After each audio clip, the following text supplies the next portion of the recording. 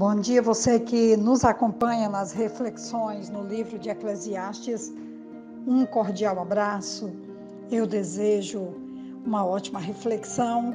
Hoje o tema é um tema difícil, eu diria que é o tema mais difícil da nossa vida.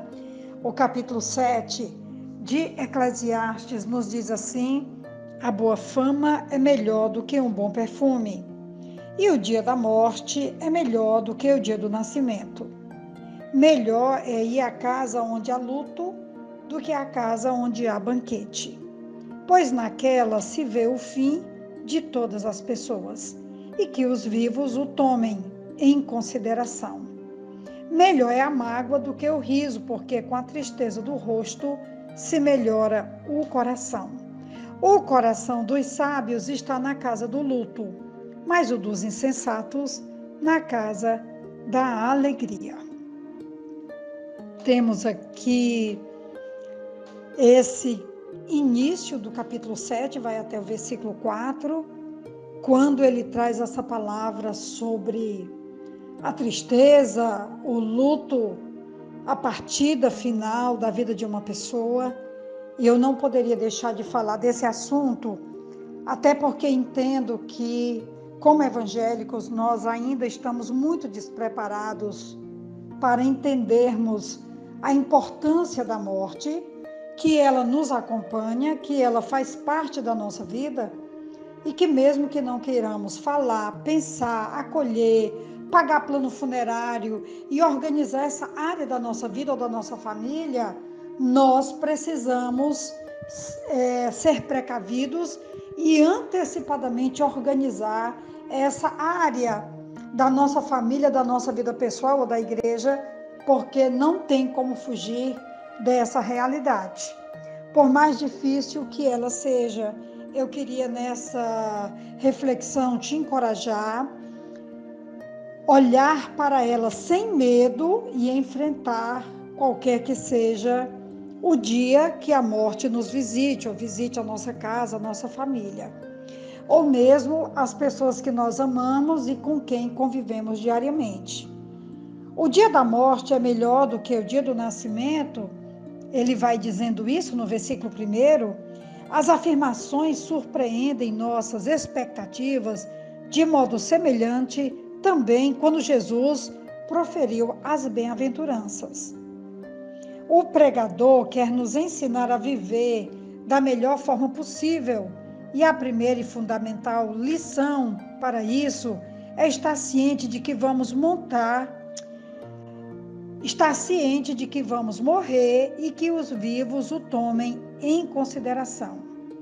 Não estamos ainda na eternidade. Nossos dias aqui serão poucos. É comum que quando uma pessoa recebe um diagnóstico, uma notícia de uma doença, de uma enfermidade, isso tudo imediatamente nos reporta ao fato de que podemos morrer mais rápido. O exemplo disso foi agora, esses 2 últimos anos, 2020 e 2021, com essa chegada da pandemia, essa questão ligada ao Covid e todos esses desdobramentos que levaram tantas milhares de vidas, milhões de vidas em redor do mundo a partir mais cedo, possivelmente. Esse assunto sobre a morte é um assunto que faz parte da minha caminhada, da minha herança familiar, porque o meu pai, ele nos ensinou a ir para os cemitérios. Ele mesmo ia sempre, ele sempre dizia que se ele não fosse aos enterros, como ele esperaria que alguém fosse ao dele. E realmente ele teve um enterro maravilhoso no sentido de que foi muito visitado e tantos amigos e amigas e familiares estiveram ali.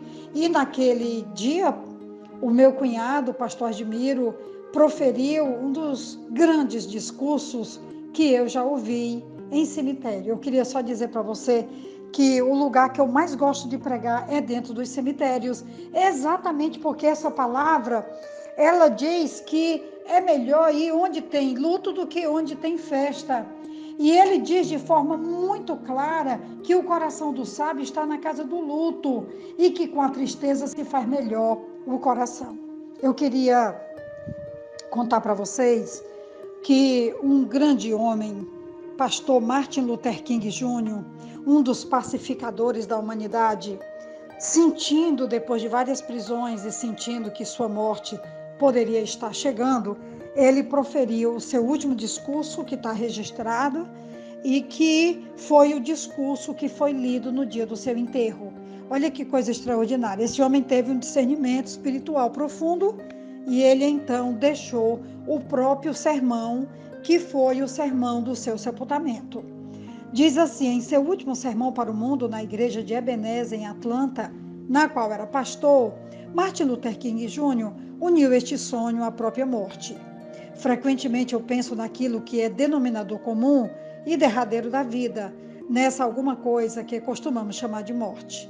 Frequentemente penso em minha própria morte e em meu funeral, mas não em sentido angustiante. Frequentemente pergunto a mim mesmo o que gostaria que fosse dito, então eu deixo aqui com vocês essa manhã a resposta. Se vocês estiverem ao meu lado quando eu encontrar meu dia, lembrem-se que não quero um longo funeral. Se conseguirem alguém para fazer o discurso fúnebre, digam para não falar muito. Digam para não mencionar que eu tenho um prêmio Nobel da Paz. Isso não é importante. Digam-lhe para não mencionar que eu tenho 300 ou 400 prêmios, porque isso também não é importante. Eu gostaria que alguém mencionasse o dia em que Martin Luther King tentou dar a vida a serviço dos outros.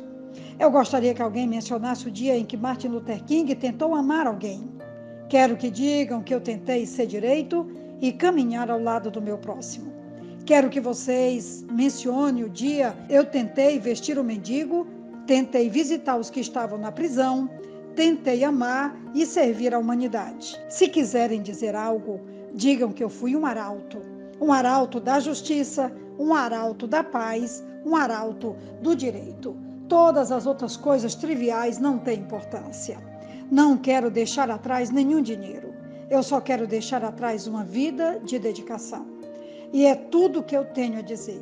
Se eu puder ajudar alguém a seguir adiante, se eu puder animar alguém com uma canção, se eu puder mostrar a alguém o caminho certo, se eu puder cumprir meu dever cristão, se eu puder levar a salvação para alguém, se eu puder divulgar a mensagem que o Senhor deixou, então minha vida não terá sido em vão.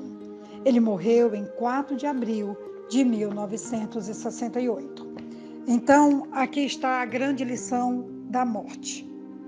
É que nós podemos viver de forma que Deus seja glorificado todos os dias que Ele nos conceder, que sejam possíveis. Que Deus nos ajude e que a lição da morte seja transformada num legado de coragem, de fé, de discernimento, de obediência e de proclamação da palavra de Deus através de uma vida toda dedicada ao serviço para ajudar a humanidade. Aqui quem vos fala é a pastora Betinha, da Igreja Batista Esperança, e aqui fica o recado para nós. Em nome de Jesus, amém.